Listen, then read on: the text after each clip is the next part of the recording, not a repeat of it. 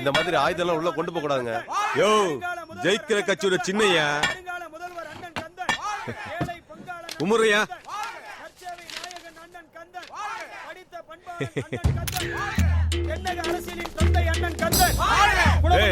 கொஞ்சம் அமைதியா இருங்க.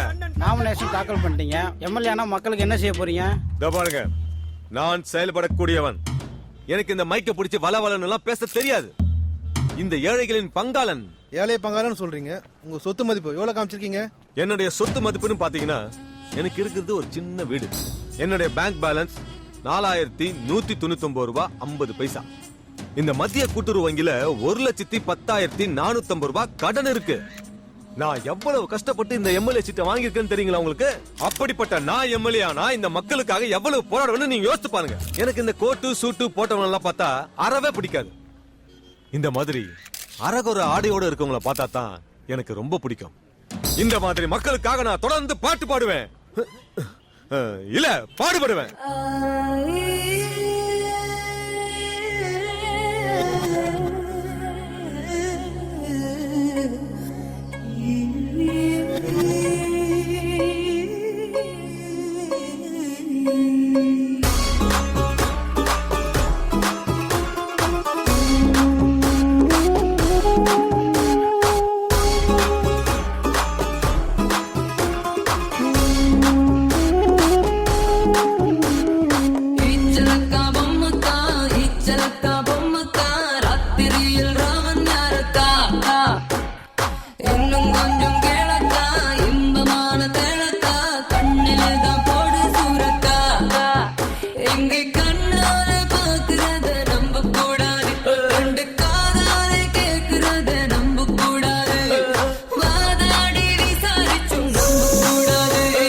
கையால தொட்டு பாரு.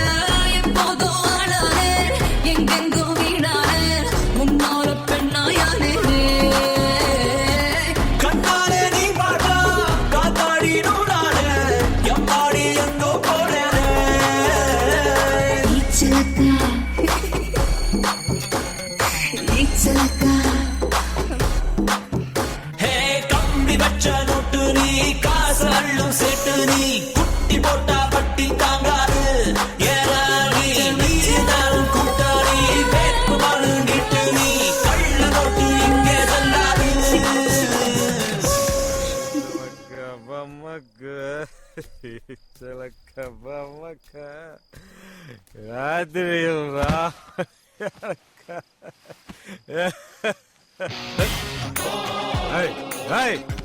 யாரா நீ இங்க என்ன பண்ற? 108 கோடி அப்பாவில நானும் ஒருத்தன். ஏய் உனக்கு என்னடா வேணா? உன் உயிர் வேணும்டா. என்னடா எதுடா கண்ணல? டேய் என்னடா கொலை பாக்குற? டேய் மக்களை ஏமாத்துறதுக்காக உன்னை கொல்ல போறேன். டேய் நான் எப்ப மக்களை ஏமாத்துறேன்? நான் உன்னை எம்எல்ஏ ஆவலடா. டேய் என்னது ஏமாத்தலையா? பேங்க்ல உனக்கு 4199 ரூபா தான் இருக்கா? கூட்டுற வங்கியில கடனா? ஆமா நான் உன்னைதான் சொன்னேன். அப்ப இதெல்லாம் என்ன? எல்லாம் 500 ரூபா 1000 ரூபா நோட்டு. ஆடி பாடி அந்த பொண்ணு மேல விட்டெறிஞ்ச பணம். ஏண்டா இப்படி மக்களை ஏமாத்த?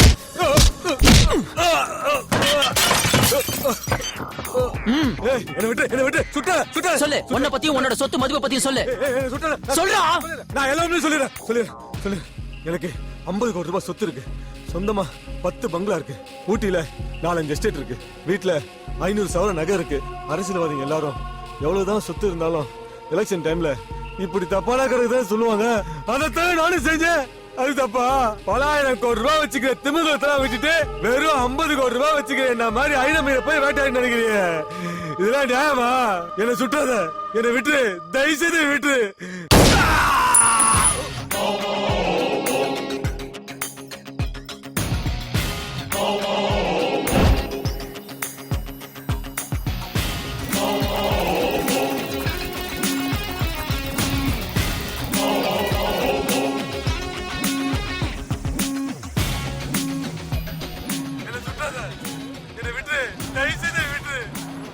டேய் இங்க பாறா, கொலை வீடியோ எடுத்து அனுப்பி வச்சிருக்கான். முன்னெல்லாம் கொலை நடந்ததுக்கு அப்புறம் தான் பார்க்க முடியும். இப்பெல்லாம் கொலையை லைவா எம்எம்எஸ்ல பார்க்க முடியுது. டெக்னாலஜி எந்த அளவுக்கு டெவலப் ஆயிருக்கு பாத்தியாடா?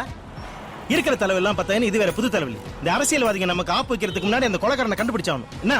Okay sir. உண்மையை சொல்லுங்கடா. நீங்க யாராவது எம்எல்ஏ சீட்டு வேணும்னு கந்தனை போட்டீங்களா? இன்னைக்கு இல்லன்னா என்னைக்காவது ஒரு நாள் நீங்க எங்களை எம்எல்ஏ ஆக்கிடுங்கிற நம்பிக்கை இருக்குதுன்னு. அப்படி இருக்கும்போது நாங்க எதுக்குன்னா கந்தனை போட போறோம்? அப்புறம் எப்படி இன்னொருத்தன் புதுசா முளைச்சிருக்கானா? அண்ணே அண்ணே கிளீன் கிறிஸ்தப்பா லைன்ல இருக்காரு. சொல்லியா? உங்க தம்பியை கொண்ட மாதிரி எவனோ கந்தனி போட்டு தள்ளிட்டான் தலைவர். அத பத்தி தான் யோசிச்சுக்கிட்டு இருக்கேன்.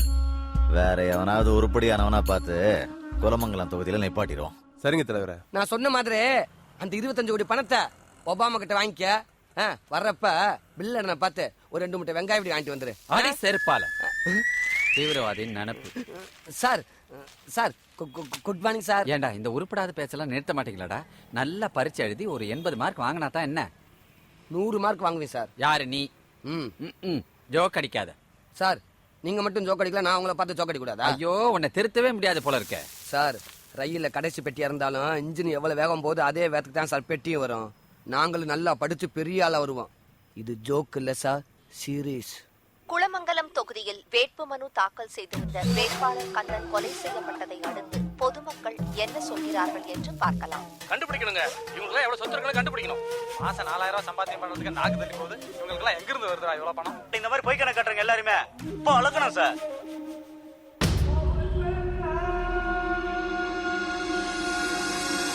தம்பி கண்ண கொலை பத்தி ஏதாவது தெரியுமா? தெரிஞ்சாலும் சொல்ல மாட்டேன். இந்த மாதிரி 4 கொலைகள் நடந்தாதான் நாடு உருப்பிடும்.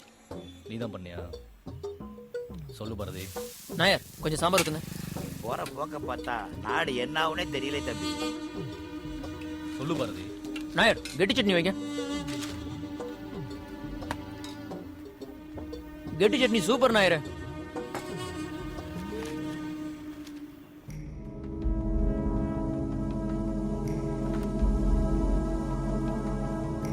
இப்படி பேசாம இருந்தா எப்படி?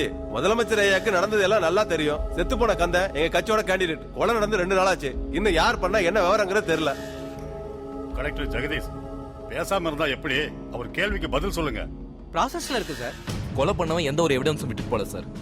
ரொம்ப புத்திசாலித்தனமா எம்எம்எஸ் கூட செத்து போனவன் செல்போன்ல இருந்து தான் அனுப்பியிருக்கான். நாமினேஷன் ஃபைல் பண்ணவன் நேரா வீட்டுக்கு போய் சுருண்டு படுத்து தூங்க வேண்டியதுதானே? அவன் ஏன் பமிலா வீட்டுக்கு போய் அவ கூட டான்ஸ் ஆடி கூத்தடிக்கிறான்? கொலை பண்ணவன் நம்ம எதிரி. அவன் மக்களோட நண்பன். யோ நல்ல தம்பி, கொலைகாரனுக்கு வக்காலத்து வாங்க வந்தியா? கொஞ்சம் பேசாம இருங்க. பிரஸ் எதிர்க்கட்சி இந்த விஷயத்தை ஊதி பெருசாக்கிறதுக்கு முன்னாடி கண்டுபிடிக்கிற வழியை பாருங்க. முடியாது. எந்த முயற்சியும் பண்ண முடியாது. பொட்ட பிள்ளைக்கு படிக்கிறத தவிர வேற என்ன வேலை இருக்கு? என்ன மார்க் வாங்கிருக்க பாரு. என்னமா பண்ண சொல்ற? காலேஜுக்கு போகும்போதும் வரும்போதும் அருவா கத்தியோட 10 பேர் என்ன சுத்தி வராங்க. வாத்தியாரு பசங்க எல்லாரும் பயப்படுறாங்க. எல்லார்கிட்டயும் கேள்வி கேக்குற வாத்தியாரு என்கிட்ட மட்டும் கேள்வியே கேட்காம நீ சொல்றது கரெக்ட்னு சொல்றாரு. அப்புறம் எப்படி நான் மார்க் வாங்க முடியும்? அப்போ உன் படிப்பு என்னாலதான் கெட்டு போச்சுங்கிற. டேட்டு போய் அந்த வாத்தியாரை கூட்டு வர சொல்லு. டேய் உடனே கிளம்புங்கடா.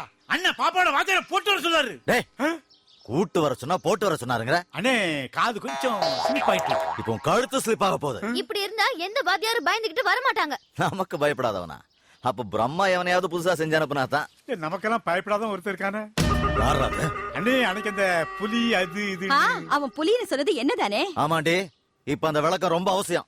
யோ நல்லா படிப்பான அவன். ஏன் வாத்தியாருக்கே அவன் தான் சொல்லித்தாமனு உளவுத்துறை இன்ஃபர்மேஷன். அப்ப அவனே போய் கூட்டு வா. சரிண்ணே வாங்கடா.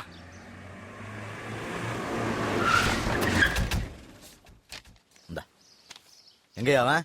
அண்ணே கைம்பிள்ள வடிவேல் மாதிரி அடுத்தவன்ல ஏற மாட்டான்னு அவன் ஜெயிக்கல வரான்.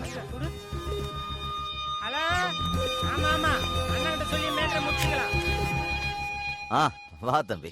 பாப்பாவுக்கு பாடத்துல நிறைய சந்தேகம் இருக்கா, ரூம்ல இருக்கா, போய் சொல்லிக் கொடு. அதுக்கு என்ன காசு பணம் வேணுமோ வாங்கிக்க. சரிங்க.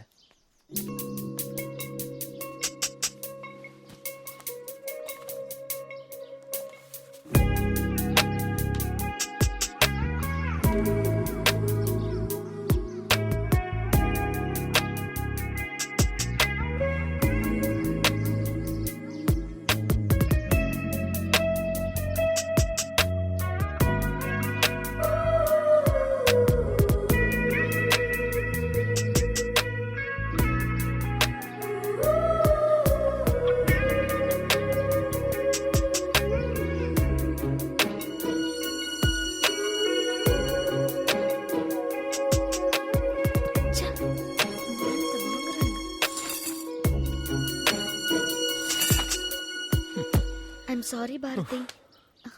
சரி பரவாயில்ல விடு. இதெல்லாம் மீறி உனக்கு படிக்கணும்னு ஆசை இருக்கு. அதுவே எனக்கு பெரிய சந்தோஷம் தான்.